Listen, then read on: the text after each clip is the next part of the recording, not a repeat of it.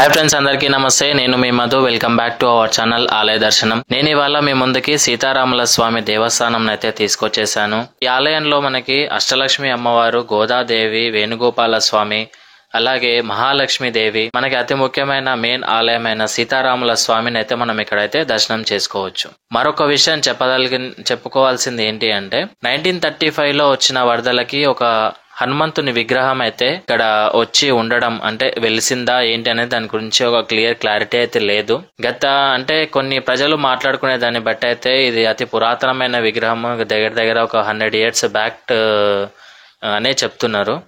ఇక్కడ ఉన్న స్వయంభుగా వెలిసిన అంటే వరదలకి వచ్చి ఇక్కడ స్వయంభుగా వెలిసిన హనుమంతుల వారిని అయితే అభయాంజనేయ స్వామిని మనం దర్శనం చేసుకోవచ్చు. అండ్ అదే విధంగా ఈ ఆలయంలో స్పెషల్ ఏంటంటే మనకి ఎక్కడా చూడలేని ఎక్కడ ఏ ఆలయంలో కూడా నాకు తెలిసినంత వరకు అయితే చూడలేని ఒక లింగం అయితే మనం ఇక్కడ చూడొచ్చు. అదేనండి మరకత శివలింగం. ఈ వీడియో మీరు నా ఛానల్ని ఫస్ట్ టైం విజిట్ అయినట్లుంటే లైక్ చేయండి, షేర్ చేయండి, సబ్స్క్రైబ్ కూడా చేసుకోండి. ఇంకెందుకు ఆలస్యం, మనం ఆలయం లోపలికి వెళ్ళిపోదాం. ఇక్కడ ఉన్న స్వాముల వారిలందరినీ దర్శనం చేసుకుందాం, ఆలయ విశేషాలు కూడా తెలుసుకుందాం. ఇక్కడ ఉన్న పూజారి గారితో మాట్లాడే ప్రయత్నం అయితే చేస్తాను. ఈ ఆలయం యొక్క ఎలా రావాలి అనేది డిస్క్రిప్షన్లో లింక్ అయితే ఇస్తాను. ఆలయం టైమింగ్స్ కూడా ఇస్తాను. తప్పకుండా అందరు రండి, దర్శించుకోండి, స్వామివారి కృపకు పాత్రలు కండి. అంతా మంచి జరుగుతుందని కోరుకుంటూ ఆలయం లోపలికి అయితే వెళ్ళిపోదాం, పదండి.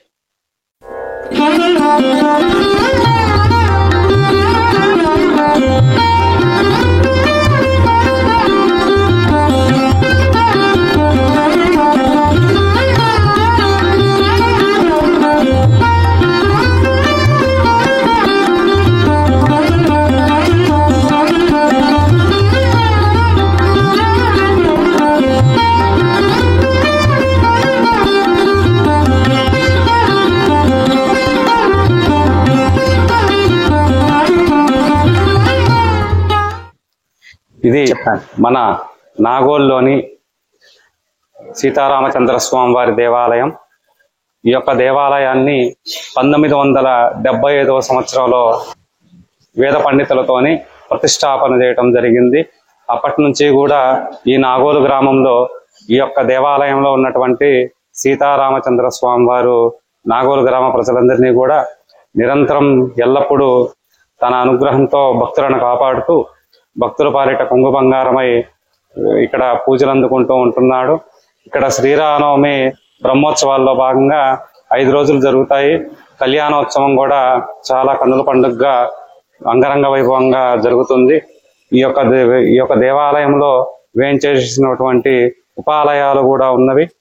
ఈ యొక్క దేవాలయము అష్టలక్ష్మి అమ్మవారి దేవాలయము, ఆ తర్వాత వేణుగోపాల స్వామి మరియు గోదా అమ్మవారు, మహాలక్ష్మి అమ్మవారు, మరకతలింగేశ్వర స్వామి వారు, అట్లానే సువర్చల సహిత అభయాంజనేయ స్వామి వారు కూడా ఉండటం ఉన్నది.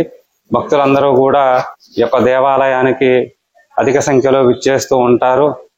నిత్యం కూడా భక్తులందరికీ కూడా పూజలు అందుకుంటూ ఉంటున్నారు దేవీ దేవతలందరూ కూడా. అలాగే ప్రతి ఒక్క పండుగ అంటే పర్వదినాల్లో కానీ పండుగల సమయాల్లో కానీ బ్రహ్మోత్సవాలు జరుగుతూ ఉంటాయి. అట్లానే ప్రతి పండగకి కూడా భక్తులందరూ కూడా అధిక సంఖ్యలో విచ్చేసి ఈ యొక్క కార్యక్రమాల్లో, పూజా కైంకర్య కార్యక్రమాల్లో పాల్గొని ఈ యొక్క కార్యక్రమాలన్నింటినీ కూడా వీక్షించి పాల్గొని స్వామివారి అనుగ్రహానికి పాత్రలవటం జరుగుతూ ఉంటుంది. అష్టలక్ష్మి అమ్మవారికి ప్రతి శుక్రవారము కూడా మనకి కుంకుమార్చన కార్యక్రమం జరుగుతూ ఉంటుంది. అట్లానే దేవీ నవరాత్రులప్పుడు కూడా ఆ సమయంలో అమ్మవారి విగ్రహాన్ని తీసుకొచ్చి ఇక్కడ పెట్టి పూజించడం జరుగుతుంది. ప్రతిరోజు కూడా అమ్మవారికి పూజా కార్యక్రమాలు, కుంకుమార్చనలు జరుగుతూ ఉంటాయి. అట్లనే అమ్మవారి నక్షత్రం రోజున అభిషేకం చేయటం కూడా జరుగుతుంది. వేణుగోపాల స్వామి వారు కృష్ణాష్టమి రోజున మనకి విశేష పూజలన్నీ కూడా జరగడం జరుగుతుంది. అట్లనే సాయంత్రము ఉట్టి కొట్టే కార్యక్రమం ఉంటుంది.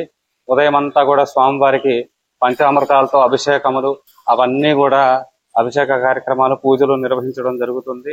భక్తులందరూ కూడా అధిక సంఖ్యలో పాల్గొంటారు. చాలా విశేషంగా పూజలు జరుగుతూ ఉంటాయి కృష్ణాష్టమి రోజున. అమ్మవారు ధనుర్మాస కార్యక్రమాలు అన్నీ కూడా ధనుర్మాసం అంతా కూడా విశేషంగా జరుగుతూ ఉంటుంది. ఉదయాన్నే తిరుప్పావై ఇవన్నీ కూడా ఉంటూ ఉంటాయి.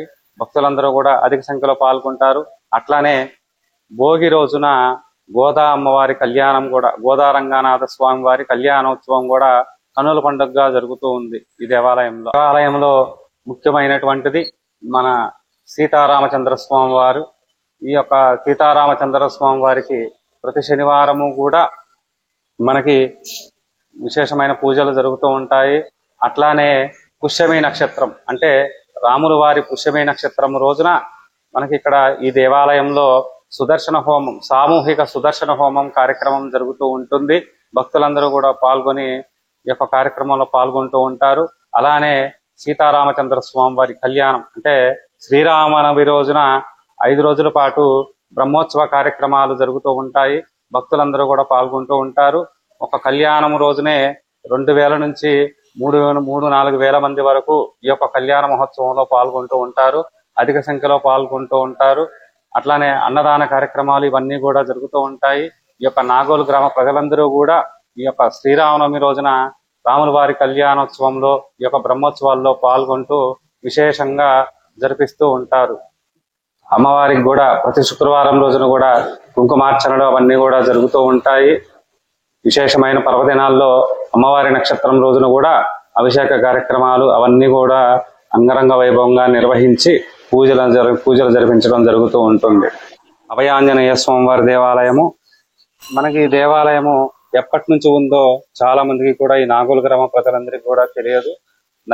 కొంతమంది ఏమో 1935లో హైదరాబాద్ లో వచ్చినటువంటి వరదల్లో ఈ యొక్క స్వామివారి విగ్రహం కొట్టుకు వచ్చి అలానే వెలిసింది అని చెప్తూ ఉంటారు.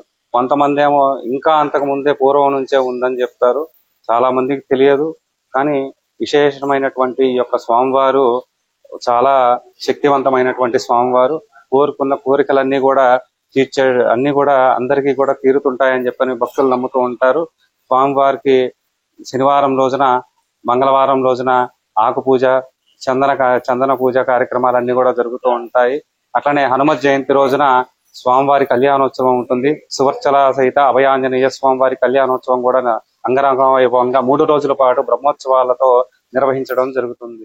మరకతలింగేశ్వర స్వామి వారు శివరాత్రి రోజున శివ కళ్యాణము, అట్లానే ఉదయం నుంచే పంచామృతాలతో అభిషేక కార్యక్రమాలు, అలానే కార్తీక పౌర్ణమి రోజున కూడా విశేష కార్యక్రమాలన్నీ కూడా జరుగుతూ ఉంటాయి. భక్తులందరూ కూడా ఇట్లా ఓపెన్ ప్లేస్ లో ఉండటం వల్ల ప్రతి సోమవారం కూడా అభిషేకాలు చేస్తూ ఉంటారు. ప్రతినిత్యము కూడా చేస్తూనే ఉంటారు. సాధారణంగా గర్భాలయంలో ఉండేటువంటి స్వామివారికి అభిషేకాలు చేయడానికి చాలా మందికి అనుమతి ఉండదు. కానీ ఈ యొక్క దేవాలయంలో స్వామివారు బయటనే ఉండటం వలన భక్తులందరికీ కూడా అభిషేకం చేసుకునేటువంటి మహద్భాగ్యం మన యొక్క ఈ దేవాలయంలో ఉన్నది. అందరూ కూడా అధిక సంఖ్యలో స్వామివారికి గుడికి విచ్చేసి స్వామివారికి అభిషేక కార్యక్రమాలన్నీ నిర్వహించడం జరుగుతుంది.